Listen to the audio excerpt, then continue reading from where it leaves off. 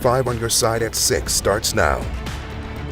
A massive explosion rocks a North St. Louis County neighborhood. More than 20 homes damaged, 5 were on fire, 3 people rushed to the hospital. Came outside and fires everywhere, and it was just chaos, just total chaos. The force of the blast could be felt miles away, shattering windows, knocking pictures off walls, and shaking homes across the area. The ground shook from here to there, so that's like a good maybe 5 miles. Tonight, gas and electricity are shut off as investigators search for a cause. And somehow everybody survived. Tonight, many being forced to seek shelter at a nearby church. Thanks for joining us. I'm Mike Bush. And I'm Ann Allred. I'm live in North St. Louis County off Evan Air Drive. That's off of Lindbergh. And let me show you what happened today. This is where it all started. You see these 2 cars? They are parked in front of a home that no longer exists. It exploded around 9 o'clock this morning. Now we're going to pan a little bit to the left. That is a whole nother house that burned because of the explosion. You can just see some of that garage left of that second home that is leveled. Then swing all the way to the right here, and there is a third home that completely burned to the ground. You can see what's left is basically just some charred wood standing up, and that is it of that third home. It has been an unbelievable amount of damage. Spire has been out here today. They have dug 3 holes on this property, looking at pipes, that they did not seem to find any problems, but that investigation continues. Let's take a look at the map so I can give you your bearings of exactly where this explosion happened around 9:15. It's at Evan Air and Belcroft. So this is the Sunland Hills subdivision. Again, it's off of Lindbergh. It's north of New Halls Ferry. I want to get to Justina Cornell, and she is, I can see her from here. She's catty corner all the way across this damage, where one of those homes burned to the ground. But as you can see from our drone footage, this has been an incredible amount of damage. We are also next to a condominium complex where several homes have red stickers on the doors because they are just too unsafe for anybody to go back in and get any of their belongings. And now we'll go ahead and go back to Justina. Again, catty corner from me. We have team coverage. We have had so many crews all over this area because the scene is just that large. There was that much impact. Let's get to Justina Cornell.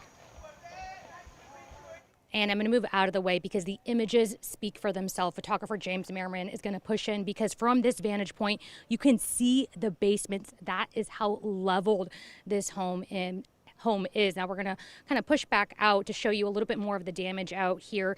This is what it seems to be the garage, but obviously no longer there. These cars are burned to a crisp. One neighbor said, who lives right next door, says that he thought this was a plane crash. That's how intensely it felt, and that's how loud it was. Now, about 2 hours ago, we were at a news conference and heard from officials, and we're told this is still under investigation, and they do not know what caused this.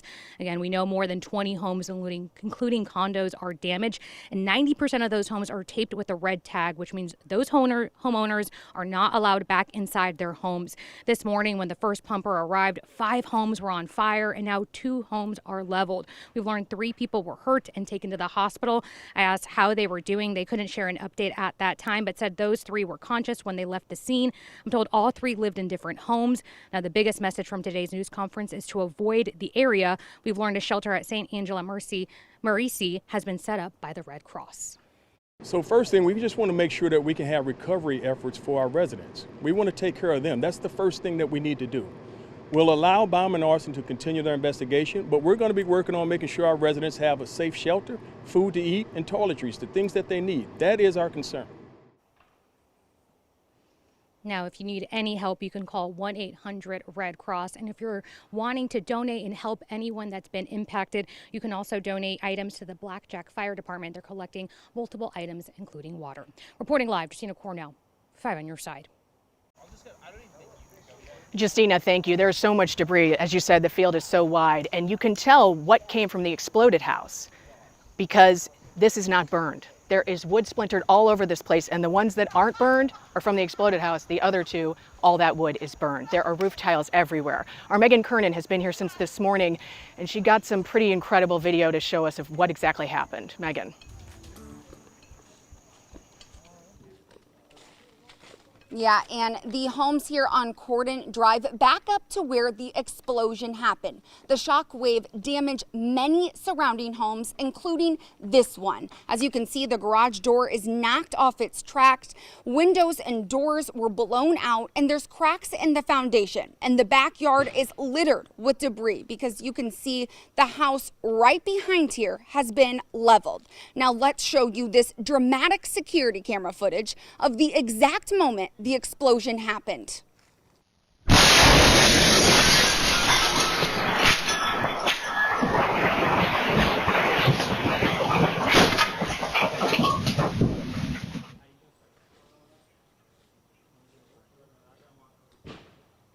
Just insane video right there. This is the homeowner, Amanda Atkins. Amanda, your home was red tagged. Tell me about the damage inside. All the ceilings are blown, windows blew out of the frame, extensive damage, probably a total loss, but my family is safe, so we're very grateful.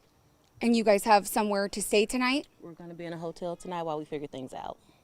Well, I'm so glad your family is safe, Amanda. Thank you so much. All around here, homeowners are boarding up their homes, trying to secure them because, like Amanda, many people in this neighborhood will not be staying in their homes tonight. Live on Cordon Drive, back to you, Ann. Megan, thank you.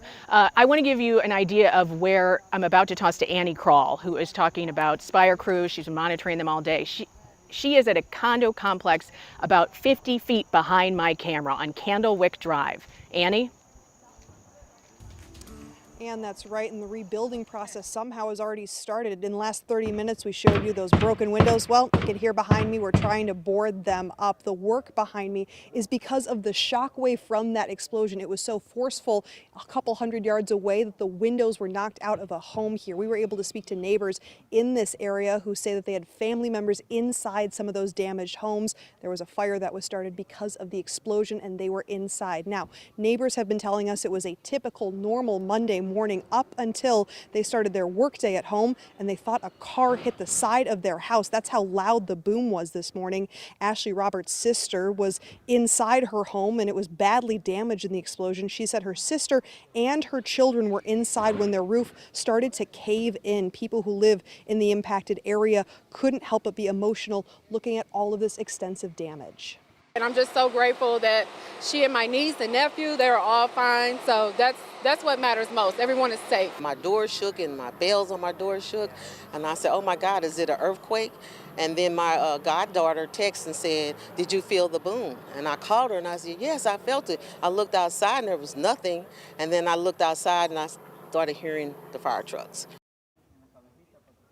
And we've been speaking with people just in the last few minutes. They tell us it's been a very emotional day. It's been a long day. They've been out here coming after work, trying to help their family members, or they're realizing what they're walking home to. So again, this is the first step, but much more to come as they try and rebuild here in the North County area. And I'll send it back to you. Annie, thank you. We'll continue to cover this story on air, online at KSDK.com, and on our free 5+ app. You can download that in your app store. Just search KSDK. I'm going to toss it back to Mike Bush for more news of the day, but we will be back out here again to continue our coverage.